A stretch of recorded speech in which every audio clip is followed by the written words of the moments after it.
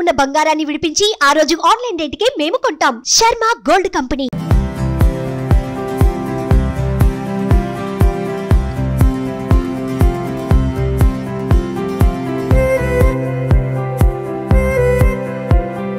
Hi hello welcome to Suman TV. నేను మీ Roshan. So present మనం చెన్నైలో ఉన్నాం అన్నమాట. మీకు తెలిసిందే కదా, చెన్నైకి వచ్చామంటే మనకి లెక్కలేనన్ని ఇంటర్వ్యూస్ అండ్ చాలామంది home tours and 100 years history ఉన్న చెన్నై పట్టణంలో ఎంతోమంది ఆర్టిస్టులు ఇక్కడి నుంచే వాళ్ళ కెరీర్ని స్టార్ట్ చేశారు అండ్ లైఫ్లో వాళ్ళు అనుకున్న గోల్స్కి రీచ్ అయ్యారు. అండ్ చాలామంది ఆర్టిస్టులు ఇప్పటికి కూడా ఇక్కడే ఉంటున్నారనమాట. ఎందుకంటే చెన్నైని వాళ్ళు చాలా లక్కీగా ఫీల్ అవుతుంటారు కాబట్టి అందరూ కూడా ఇక్కడే ఉన్నారు. సో నేను వచ్చినప్పుడల్లా చాలామందిని మీకు మళ్ళీ తెర ముందుకు తీసుకొచ్చి వాళ్ళు బతికిన వైభోగం గురించి, వాళ్ళు తీసిన సినిమాల గురించి, అట్ ది సేమ్ టైం వాళ్ళు సాధించిన అచీవ్మెంట్స్, అవార్డ్స్ అన్నీ కూడా చూపించడం జరిగింది. చూడండి ఇక్కడ నుంచి వ్యూ ఎంత బాగా కనిపిస్తుందో. సో చెన్నై అంటే నిజంగా సినిమా ఇండస్ట్రీకి కేర్ ఆఫ్ అడ్రస్ అని చెప్పుకోవచ్చు. అండ్ దాదాపు అందరూ పక్కపక్కన స్ట్రీట్లలో ఉండేవాళ్ళు ఆ రోజుల్లో. చిరంజీవి గారు, బాలకృష్ణ గారు, ఎన్టీఆర్ గారు, జయమాలిని గారు, జ్యోతిలక్ష్మి గారు, ఇలా మురళీమోహన్ గారు, కృష్ణరాజు గారు, కృష్ణ గారు, ఇలా ప్రతి ఒక్కళ్ళు కూడా పక్కపక్క వీధుల్లో హ్యాపీగా ఉన్న రోజులు చూసారా. ఒకసారి వ్యూ చూడండి ఎంత బాగుందో. ఒక్కొక్క 5 star హోటల్ రేంజ్లో ఉందన్నమాట మొత్తం వ్యూ కూడా. సో నేను వచ్చింది ఇది 5 star హోటల్ కాదండి. నేను ఒక యాక్టర్ని ఈరోజు మీకు చూపించబోతున్నాను అనమాట. అండ్ ఇప్పటి వరకు కూడా ఆయన ఒక్క ఇంటర్వ్యూ కూడా ఇవ్వలేదు. సో ఎందుకో ఏంటో ఒకసారి నేను కూడా కనుక్కుందాం అనుకున్నాను. నేను కూడా దాదాపు ఎన్నో ఇయర్స్ నుంచి ఫాలో అప్ చేస్తుంటే ఈసారి తప్పకుండా చేద్దాం రోషన్ గారు అని అంటేనే నేను మళ్ళీ వచ్చాను అనమాట. సో ఆయన గురించి, ఆయన సినిమాల గురించి చెప్పాలంటే జస్ట్ అంటే ఇప్పుడున్న తరానికి కూడా తెలియాలి కాబట్టి ఒక చిన్న ప్రయత్నం చేస్తున్నాను అనమాట. అంతులేని కథ సినిమాలో 1976లో వచ్చింది. మనం పుట్టుండం అప్పుడు కూడా తిలక్ క్యారెక్టర్లో అందరినీ అలరించిన ఒక క్యారెక్టర్ ప్రసాద్ బాబు గారు అనమాట. సో ప్రసాద్ బాబు గారు తీసిన సినిమాల గురించి చెప్పాలంటే అన్నీ కాదండి, దాదాపు 2000 పైగా సినిమాలు తీసిన ఒక యాక్టర్ ప్రసాద్ బాబు గారు. ఆ రోజుల్లో చిరంజీవి గారు, నాగేశ్వరరావు గారు, ఎన్టీఆర్ గారు అండ్ బాలకృష్ణ గారు అండ్ నాగార్జున గారు, వెంకటేష్ గారి సినిమాలలో ధీటుగా కొన్ని క్యారెక్టర్స్ని వేసి ఆయన కూడా ఆ స్టార్ ఇమేజ్ని కైవసం చేసుకున్న ఒక యాక్టర్ అని చెప్పుకోవచ్చు. యాక్చువల్గా చెప్పాలంటే హీరోగానే ఆయన ఎంట్రీ ఇచ్చారు గీతా సినిమాతో. బట్ అనుకోని కొన్ని కారణాల వల్ల తర్వాత ఆయన క్యారెక్టర్ ఆర్టిస్ట్గానే మిగిలిపోయినప్పటికి కూడా ఎప్పుడు కూడా నేను క్యారెక్టర్ ఆర్టిస్ట్గా మిగిలిపోయానని ఆయన బాధపడకుండా అండ్ అదే ఊపుతో సినిమాలు చేశారు కాబట్టి ఇన్ని వందల సినిమాలు, ఇంత మంచి క్యారెక్టర్స్, ఇంత పెద్ద పేరు తెచ్చుకోగలిగారు. అండ్ ఇదంతా ప్రసాద్ బాబు గారి ఇంటిపైన ఉండే సో రిలాక్స్ అవ్వడానికి ఉండే ఒక ఏరియా అనమాట. చూడండి ఎంత లగ్జరీగా ఉందో.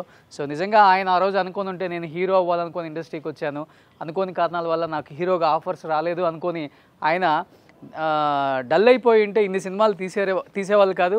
ఈరోజు ఇలా మంచి లైఫ్ స్టైల్ అనుభవించే వాళ్ళు కూడా కాదేమో. మన ఊరి పాండవులు అసలు ఒక చిరంజీవి గారితో ఆయన జర్నీ స్టార్ట్ అయింది ఈ సినిమాతో అని చెప్పుకోవచ్చు. అండ్ పొట్టేలు పుందమ్మ, పునాదిరాళ్ళు అండ్ మా ఊర్లో మహాశివుడు, బొబ్బిలి పులి, ఇలా చాలా సినిమాలు. ఇది ఒకటా రెండా ఎన్ని సినిమాలు, జగదేక వీరుడు అతిలోక సుందరి, కొదమసింహం, గ్యాంగ్ లీడర్, ఇలా చిరంజీవి గారు ప్రతి సినిమాలో ఆయన ఉంటారు, రాజకుమారుడు. అండ్ ఈ తరానికి కొంతమందికి గుర్తుండాలి అంటే మురారి సినిమాలో మన మహేష్ బాబు గారికి అన్నగా యాక్ట్ చేశారనమాట. సో టిల్ మన 2012 దమ్ము వరకు యాక్ట్ చేశారు. అండ్ తర్వాత టెలివిజన్కి వచ్చిన తర్వాత కూడా ఆయన ఏంటో ప్రూవ్ చేసుకున్నారు. నిన్నే పెళ్ళాడతా కానించి ప్రేమ్ నగర్ అలాంటి సీరియల్స్ చేస్తూ కూడా వచ్చిన ప్రతి అవకాశాన్ని సద్వినియోగపరుచుకుంటూ తనేంటో ప్రూవ్ చేసుకున్న the one and only actor అనమాట. ఒకసారి ప్రసాద్ బాబు గారితో మాట్లాడే ప్రయత్నం చేద్దాం. ఎందుకు ఇప్పటివరకు మీడియా ముందుకు కానీ ఇంటర్వ్యూ కానీ ఇవ్వలేకపోయారు. సో ఒకసారి ఆయన మాటలో తెలుసుకుందాం. అండ్ ఆయన జర్నీ, ఆయన లైఫ్ స్టైల్, ఆయన కొడుకు, పిల్లలు, కోడలు కూడా మీకు తెలుసు, జై సినిమాలో హీరోయిన్గా చేశారు. అండ్ నువ్వు వస్తానంటే నేను వద్దానంట్లో త్రిష ఫ్రెండ్గా చేశారు, ఒక్కడే చేశారు. అండ్ డీలో చేశారు. ఆయన కొడుకు కూడా శ్రీకర్ మంచి యాక్టర్ అనమాట. సో తర్వాత వాళ్ళు వచ్చినప్పుడు కూడా వాళ్ళు ఇప్పుడు బిజినెస్ ఫీల్డ్లో చాలా సక్సెస్ఫుల్ బిజినెస్ ఉమెన్, బిజినెస్ మ్యాన్గా ఉన్నారనమాట కొడుకు కోడలు కూడా. అండ్ ఒకసారి తన లైఫ్ స్టైల్ ఎలా ఉందో తన మాటలో తెలుసుకున్నాం ప్లీజ్. మీకు ఇంకొక గొప్ప విషయం ఏంటంటే మనం ఇష్టపడే హీరోలు మొత్తం స్టార్లుగా ఎదిగిన స్టూడియో AVM స్టూడియోస్ అక్కడ కనిపిస్తుంది చూడండి. ఒకసారి క్లోజ్ చేస్తే కనిపిస్తుంది AVM స్టూడియోస్, AVM ప్రొడక్షన్స్. ఈ AVMలోనే కొన్ని వందల వేల సినిమాలు, కొన్ని వందల మంది హీరోలుగా వాళ్ళని తీర్చిదిద్దుకున్న ఒక స్టూడియో అని చెప్పుకోవచ్చు. అప్పుల్లో మనకి ఏవిఎం స్టూడియోస్ తప్పితే వేరే స్టూడియోస్ ఏం లేవు పెద్దగా చెన్నైలో. ఇదంతా ఏవిఎం స్టూడియోస్ కనిపిస్తుంది, అవన్నీ షెడ్లు కనిపిస్తున్నాయి కదా మీకు, అవన్నీ సాంగ్ సెటప్లు, షూటింగ్ లొకేషన్స్, హౌస్ సెటప్లు ఇవన్నీ కనిపిస్తున్నాయి. సో ఏవిఎం స్టూడియోస్ని మెయిన్ రోడ్డు మీద అందరూ గుర్తుపట్టే విధంగా ఒక గ్లోబ్ పెట్టి రౌండ్గా తిరుగుతూ ఉంటుంది ఎప్పుడు కూడా. సో మనం ప్రసాద్ బాబు గారి ఇంటికి అంటే ఇన్ని ట్విస్టులు ఎందుకు పెడుతున్నానంటే ఒక్కసారిగా చూపిస్తే మీకు కూడా థ్రిల్ ఉండదు. అంటే ఆయన ఇంట్లో కొన్ని చాలా రిలాక్స్ అయ్యే ఏరియాస్ మనకు కనిపిస్తూ ఉన్నాయి, ప్రతిదీ కూడా పిల్లలు ఆడుకోవడానికి. ఫైనల్గా ఎప్పుడెప్పుడు అనుకుంటున్నా ప్రసాద్ బాబు గారి చెన్నై ఇంటికి నేను కూడా వచ్చేసాను. ఒకసారి లోపలికి వెళ్ళి సార్తో మాట్లాడే ప్రయత్నం చేద్దాం. చూసారా, చెన్నైలో ప్రతి ఒక్కరికి ఆచారాలు బాగా పాటిస్తారు. ఉప్పు దాంట్లో లవంగాలు కూడా వేసారనమాట. ఇక్కడ చూడండి. సో లోపలికి వెళ్ళి ఒకసారి సార్తో మాట్లాడదాం. చూడండి, లోపలికి వచ్చేసాం ఇంద్రభవనం లోపలికి. సో కింద నుంచి ఎంట్రన్స్ అయితే ఎంత బాగుందో మీకు చూపించాను కదా. సో చూడండి, ఒకసారి లోపలికి వెళ్తున్నాం. Yes, he is the man. So Prasad Babu గారు నమస్తే. నమస్తే. ఎలా ఉన్నారు? మీరు ఎలా ఉన్నారు? I'm great sir. Thank you. మీ చాలా ప్రోగ్రామ్ చూస్తుంటారు, చాలా బాగా చేస్తున్నారు. Thank you so much. చూడండి, ప్రసాద్ బాబు గారు అట్ ది ఏజ్ ఆఫ్ 75 కూడా ఉక్కుబోడి ఎంత స్ట్రాంగ్గా ఉన్నారు. సో ఒకసారి ఆయన కామెడీ మన చిన్నప్పుడు చూస్తే ఎంతగా మనల్ని మెప్పించారు, మన కోసం ఎన్ని కష్టాలు పడ్డారు. ఆ రోజుల్లో ఇలాంటి స్టైల్ అనేది మనం ఇప్పుడు వేస్తున్నాం. ఆయన ప్రతి సినిమాలో ఇలాంటి ఒక స్టైల్, ఒక కాస్ట్యూమ్ అంటే స్టైల్ కేర్ ఆఫ్ అడ్రస్ అంటే ప్రసాద్ బాబు గారు ఆ రోజుల్లో. ముఖ్యంగా యముడికి మొగుడు ఆ సినిమాలో రావు గోపాలరావు గారు మీరు తండ్రి కొడుకులుగా ప్రతిసారి మీ మీద కాఫీ పోస్తారు కదా, వాట్ ఏ సీన్ సార్. అంటే ఈ సినిమా ఆ సినిమా అని కాదు, ప్రతి సినిమా కూడా మీరున్న ప్రతి సినిమా సూపర్ డూపర్. అది మీ లక్ అనుకుంటా. ఏంటి సార్ ఇల్లు ఇంత అందంగా నీట్గా డిజైన్ చేసుకున్నారు? యాక్చువల్గా ఇది నాది కాదండి, మా అబ్బాయిది. ఓకే, మా అబ్బాయి. డబ్బులు మనయే కాదు, వాళ్ళ కష్టార్జితం. నేను నా కష్టార్జితం మొత్తం సినిమాలకు పెట్టేశాను. నేను మళ్ళీ సంపాదించుకుంది టీవీ ద్వారానే. ఓకే, అంటే సినిమాలు సంపాదించాను, సినిమాలు పోగొట్టేశాను. ఓకే, టీవీ వచ్చిన తర్వాతనే నాకంటూ ఒక ఇల్లు కట్టుకున్నాను. అది ఇక్కడ కాదు, ఈసారి మీకు చూపిస్తాను, మంగళగిరిలో. సార్ నోడుతూనే విందా వాళ్ళ అబ్బాయి అమ్మాయి ఎవరు అనేది. సార్ ఇక్కడ ఒక అమ్మాయి కనిపిస్తున్నారు, ఎవరు? నా కోడలు. ఓకే, చాలా తక్కువ మందికి తెలుసు సంతోషి గారు ప్రసాద్ బాబు గారి కోడలని. మీ అందరికీ జై సినిమాతో సినిమా అరంగేట్రం చేశారమ్మ. సో చాలా మంచి యాక్ట్రెస్ ఆమె కూడా. అండ్ మీ బాబు సార్ కొడుకు. ఓకే, ఆయన ఇప్పుడు యాక్ట్ చేస్తున్నారా? లేదండి, మానేసి తనకి ఫస్ట్ నుంచి కూడా ఇష్టం లేదు. కానీ సడన్గా ఒకసారి చెప్పాడు, నాకు సినిమాలో ఇంట్రెస్ట్ లేదు, బిజినెస్లోకి వెళ్ళిపోతాను. సరే, కానీ నీకు ఏది ఇంట్రెస్ట్ అది చేసుకోరా అన్నాను. ఆ తర్వాత ఒకరోజు సడన్గా,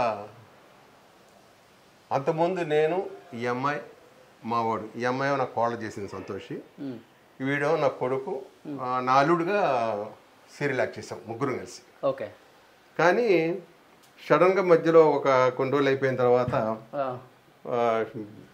కానీ నిజమైన కోడలు అవుతుందని అప్పుడు అర్థం అవ్వలేదా సార్? ఒకసారి చూడండి. అప్పుడేమో కోడలు, అప్పుడు అనుకున్నా అమ్మాయి చాలా బాగుంది, నా కొడుకు వీళ్ళిద్దరూ జంట అయితే బాగుంది అనుకున్నాను. కానీ అప్పుడు బాగా బలంగా అనుకుంటా నిజంగానే వాళ్ళిద్దరూ భార్యాభర్తలు అవ్వటం. ఓకే, చాలా హ్యాపీ.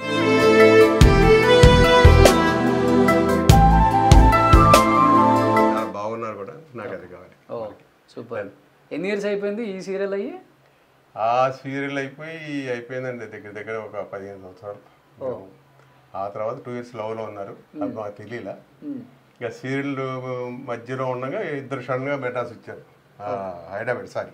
నేను అప్పుడు హైదరాబాద్ ఉండేవాడిని సీరియల్ యాక్ట్ చేస్తాను. అప్పుడు ఏంటి మీ ఇద్దరు వచ్చారు షూటింగ్ అన్న. కాదు డాడీ, ఇద్దరం పెళ్లి చేసుకోవాలనుకుంటున్నాం.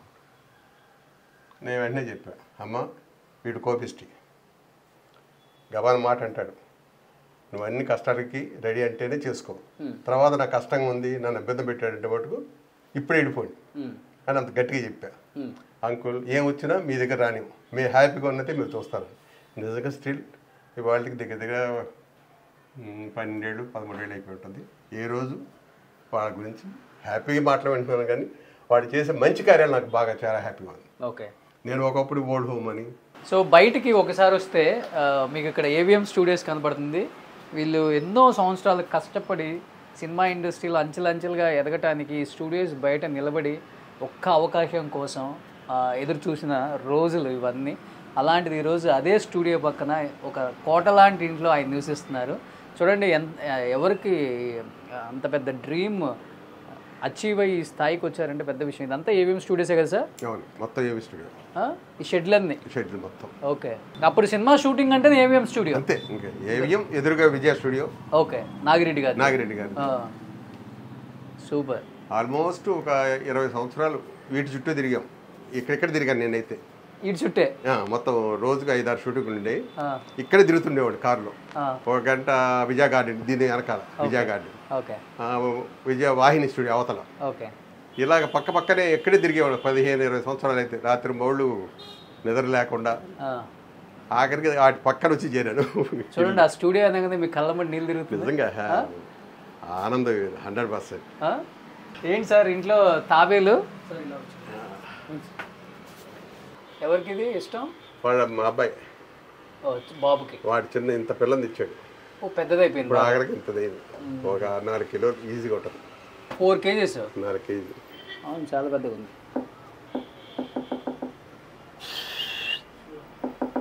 వాటర్ క్లీన్ చేస్తే బాగుండదు. ఏమి పని వాళ్ళు బిజీ.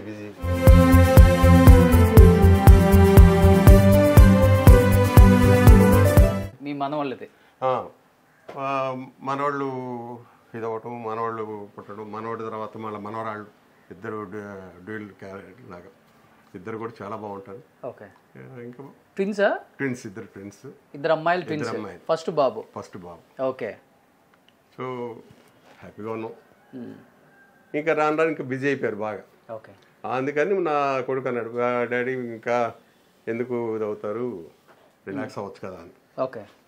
సరే పదండి అని చెప్పాను. కాదు, ఇప్పుడు సీరియల్లో మామ అని ఒక్కసారిగా రియల్ లైఫ్లో మీ కోడలుగా అసలు లైఫ్ లాంగ్ మామ అయిపోయాడు అనగానే మీ ఫీలింగ్ ఏంటి సార్? ఫస్ట్ వాళ్ళ లవ్ గురించి చెప్పగానే ముందు షాక్ అండి. ఫస్ట్ షాకు. ఓకే. షాక్ అయిన తర్వాత అమ్మాయిని అక్కడ నేను చూశాను. ఆ అమ్మాయి షూటింగ్ బిహేవియర్ కానీ 10 మందికి హెల్ప్ చేయటం, ఇంటికాంటి చేస్తే తీసుకుని రావడం, అందరికి పెట్టడం, ఇవన్నీ నాకు బాగా ముచ్చట అనిపించింది. అంటే నా మెంటాలిటీ, నా కొడుకు మెంటాలిటీ ఇంచుమించు ఇద్దరిది ఒకటే. ఎవరన్నా ముసలోళ్ళు ఉన్నా ఇది చేసినా ముందు వాళ్ళకి తిన్నారా, వాళ్ళకి పెట్టండి అని అంట.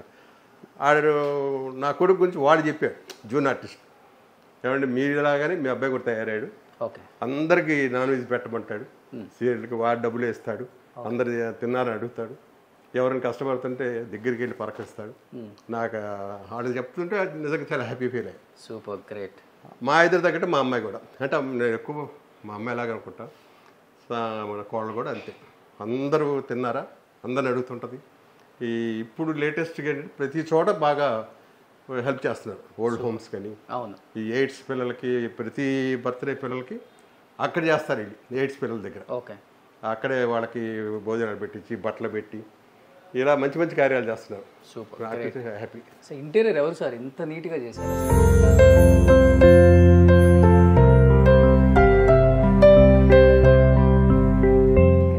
వీరికి సపరేట్గా బ్యాచ్ ఉన్నారండి. వాళ్ళే మొత్తం అన్ని చోట్ల కూడా. ఫ్లష్ లో ఇంటీరియర్ చూస్తేనే ఓ మై గాడ్ అనిపించింది హైదరాబాద్ లో నాకు. రాజమండ్రి కానీ, హైదరాబాద్ కానీ, చెన్నై కానీ మొత్తం వాళ్ళే ఇంటీరియర్ డెకరేషన్. ఇది స్టోన్ లోనా? ఇది స్టోన్ అండి కంప్లీట్. ఓకే. స్టోన్ లో క్లాక్ వచ్చింది, కానీ ఇంటీరియర్ మటుకు చాలా బాగుంటాయి మీ అన్ని చోట్ల. మీ ఫ్లష్ కానీ ఇవన్నీ కూడా సూపర్. సో ఇప్పుడు కాలక్షేపం అవుతుందా సార్? హ్యాపీయా? చాలా. అంతకుముందు ఎలాగా మానేస్తే అని కంగారు పడ్డాను. ఇప్పుడు నాకు చాలా తీరికలేదు. మీరు ఎన్నోసార్లు ఇంటర్వ్యూ అడిగారు, కానీ ఒకటే కుదరట్లేదు, అది చెప్తూనేవాడిని ఎప్పుడు కూడా. ఒక రకంగా చెప్పాలంటే, మీరు మా అబ్బాయి నన్ను బ్లాక్మెయిల్ చేశాడు, ఎందుకు మీరు ఎంట్రీ ఇవ్వట్లేదని. మరి నాకు తీరిక లేదురా, నేను ఎలాగ పిల్లలతో సరిపో. నాకేమైంది ఏంటంటే, ఎవరన్నా ఉంటే మా వాళ్ళు ఉంటే ఓకే, తను లేదు, ఇంకా పిల్లల్ని ఎవరు చూస్తారనేది నాకు పడిపోయింది బాగా. వాడికి పొద్దున్నే లేస్తే ఏం కావాలి, స్కూల్లో ఏం తింటారు, వాడు ఇదేంటి, సాయంకాలం రాగల ఆకలి అంటారు, వాళ్ళకి ఏంటి, ఇవన్నీ ముందే నేను ఒకరోజు ప్రిపరేషన్ చేసుకుంటూ పోతుంటాను. ఇంతకన్నా గొప్ప కాలక్షేపం ఏముంటుంది? ఇంకేం కావాలి, అసలు తీరికే లేదు. యాక్చువల్గా మీరు కూడా పిల్లోడు అయిపోయారు. వాళ్ళతో పాటు ఆడుకుంటా, వాడు ఇష్టం వచ్చిన టీవీ చూస్తుంటాను. సీరియల్గా సార్ తాత మేము చూడొచ్చా అంటారు. ఓకే, అక్కడ నాకు సినిమా ఫినిషింగ్లో ఉంటుంది, వనలేము, రండిరా అని ఆఫ్ చేసి ఓకే ఒక అరగంట అయిన తర్వాత తాత మీరు టీవీ చూసుకోండి మేము ఆడుకుంటాం వెళ్ళి అని వెళ్ళిపోతారు. సూపర్, బాగా కాలుష్యం. సో ఇలా ప్రసాద్ బాబు గారి జీవితంలో ఆయన పడ్డ కష్టాలు, ఆయన ఇండస్ట్రీకి వచ్చిన తర్వాత పడ్డ స్ట్రగుల్స్లో నుంచి వచ్చిన సక్సెస్ని తెలుసుకోవాలని చాలామంది నాకు మెయిల్స్ కాల్ చేశారు. ఎందుకు మీరు మిస్ చేశారు ప్రసాద్ బాబు గారిని అని. ఎస్, నేను ఎవరిని కూడా ఎవరి మెయిల్స్ని కూడా ఇగ్నోర్ చేయను. ప్రతి ఒక్కదానికి సమాధానం మళ్ళీ వాళ్ళ ఇంటర్వ్యూతోనే చెప్తాను. వాళ్ళు ఎన్నిసార్లు నో చెప్పినా ఎస్ అనిపించుకునేదాకా అడగటం నాకున్న క్వాలిటీ అనమాట. సో ఈరోజు అదేవిధంగా ప్రసాద్ బాబు గారితో ఇంటర్వ్యూ చేయబోతున్నాను. మీకు తెలియని చాలా చాలా విశేషాలు ఆయన దగ్గర నుంచి రాబడతాను. So let's start the interview with Prasad Babu గారు. సుమన్ టీవీలో మీ పర్సనల్ అండ్ బిజినెస్ ప్రమోషన్స్ కోసం కింది నెంబర్కి కాంటాక్ట్ చేయండి.